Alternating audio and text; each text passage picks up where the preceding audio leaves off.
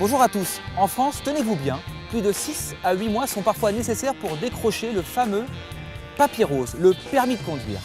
La faute à qui? La faute à l'État, à croire l'UNIC, l'Union nationale des indépendants de la conduite. Aujourd'hui, donc, reportage et enquête auprès de son président, Philippe Colombani, et de quelques délégués du réseau. Dans les coulisses de l'UNIC, c'est un docu-reportage signé PCM Productions. Salut Philippe. Salut Rémi, ça va? Salut, ça va? Ça va? Ouais, en forme? Très bien, et toi? En forme. Alors où est-ce qu'on va, dans quelle direction tu nous emmènes? Eh ben allez, je vais te faire visiter les chevaux de Marie. Bon, bah écoute, je ne connais pas, alors très bien. Tu es gérant d'une auto-école. Oui, j'ai commencé dans le milieu en 83.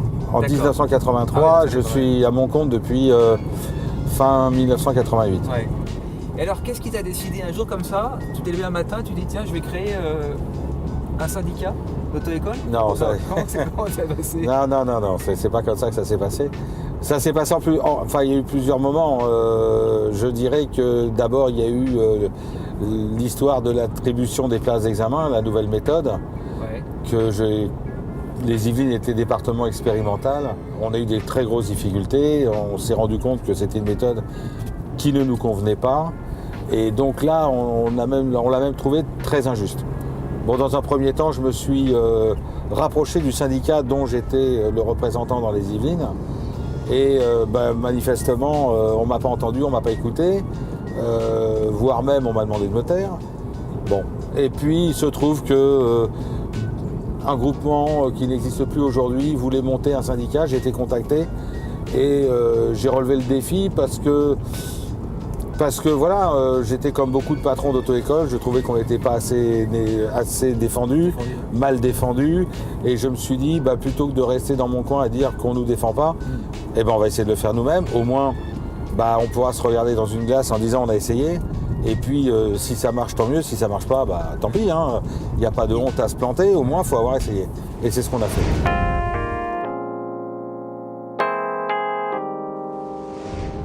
J'ai été, entre guillemets, syndiquée ailleurs.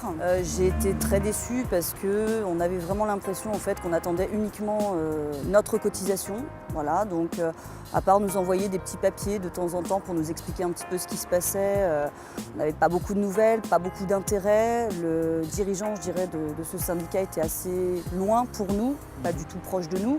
Plusieurs années plus tard, donc il n'y a pas si longtemps que ça doit faire à peu près 6 mois, j'ai rejoint l'UNIC.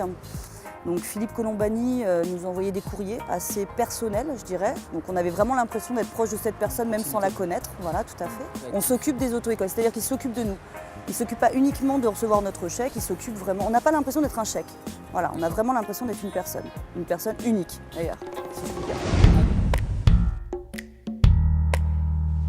Parce que souvent dans les syndicats, il y a du savoir-faire, mais il n'y a pas de faire-savoir. C'est pas un syndicat de salon comme nous disait. Voilà, ce n'est pas un syndicat de salon parce que, je vous dirais, on est venu à UNIC parce que justement on veut agir, on veut être sur le terrain. Et si vous voulez, on est syndiqué au départ parce qu'on veut défendre sa profession. Et moi je trouve que lorsque cette profession est attaquée, est agressée, on se doit de réagir tout de suite. Ouais. Et actuellement, quel est le syndicat qui réagit le plus? C'est UNIC. On a des idées, on veut changer de système, par exemple d'attribution de place. On l'a jamais caché, on l'a toujours dit. Voilà, donc on défend des idées, on a des discours assez tranchés, assez cash, mais je crois que c'est ce qui plaît. Justement, on sait où on va avec l'UNIC. Joël, qui était à Auchel, très précisément près de Béthune, me disait que l'UNIC c'était vraiment un syndicat d'action de terrain. Donc aussi, il y a pas mal d'opérations qui sont menées. Oui.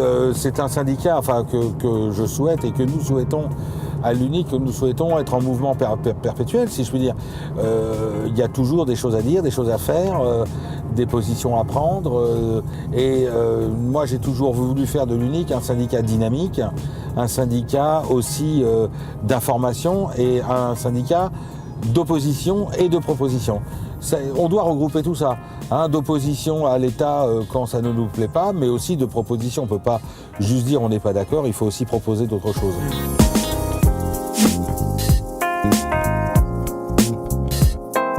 Philippe, quelles seront les perspectives pour l'UNIC prochainement?